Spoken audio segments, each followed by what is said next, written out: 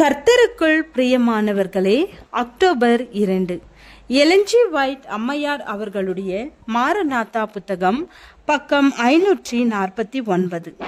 இன்றைய தியானத்திற்காக தெரிந்து கொள்ளப்பட்ட தலைப்பானது கொடிய வெப்பத்தினால் உருகி போகவிருக்கும் மூலப்பொருட்கள். வசனம் 2 பேதுரு 3வது அதிகாரம் 10வது வசனம்.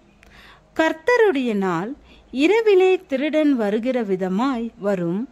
அப்பொழுது வானங்கள் மடமட என்று அகன்று போம், பூதங்கள் வெந்து உருகி போம், பூமியும் அதிலுள்ள கிரியைகளும் எரிந்து அழிந்து போம். கிறிஸ்துவின் நாளிலே அவர் வருகைக்கு சற்று முன்னதாக ஆண்டவர் வானத்திலிருந்து தமது கோபத்திலே மின்னல்களை அனுப்புவார். அது பூமியில் இருக்கிற அக்கினியோடு சேர்ந்து கொள்ளும். மலைகள் சூளையை போல எரியும். அவைகளிலிருந்த பயங்கரமான எரிமலை குழம்புகள் வெளியேறி கிராமங்களையும் பட்டணங்களையும் வயல்களையும் தோட்டங்களையும் அழித்து போடும்.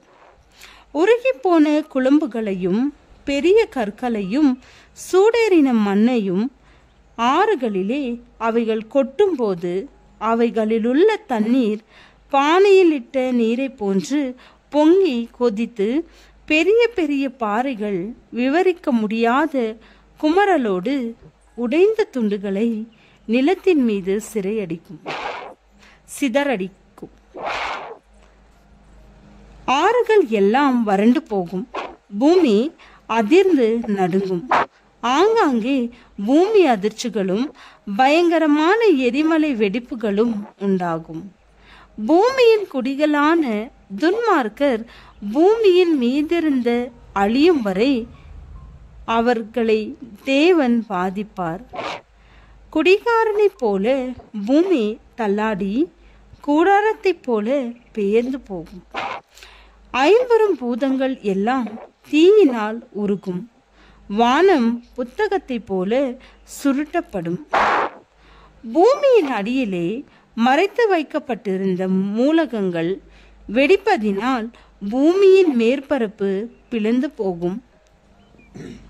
அவைகள் அவிழ்க்கப்படும் போது தங்களுக்கடியில் வேலை செய்தவர்களை பட்டினி போட்டு தங்கள் சொத்துக்களோடு வருடக்கணக்காக சேர்த்து வைத்த ஏராளமான பொக்கிஷங்கள் அனைத்தையும் துடைத்தொழித்து போடும்.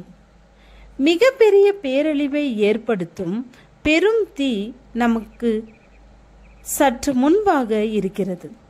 இச்சமயத்தில் வாழ்வின் வீணான உழைப்பு ஒரு இரவிலும் பகலிலும் முற்றிலுமாக அடித்து செல்லப்படும். மனித உயிர்கள் அதிகமாக சேதமாகும்.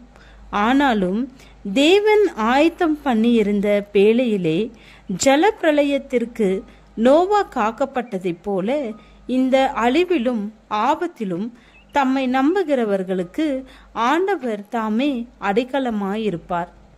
சங்கீதக்காரன் மூலமாக எனக்கு அடைக்கலமாயிருக்கிற உன்னதமான கர்த்தரை உனக்கு தாபரமாக கொண்டாய். ஆகையால் பொல்லாப்பு உனக்கு நேரிடாது, வாதை உன் கூடாரத்தை அணுகாது.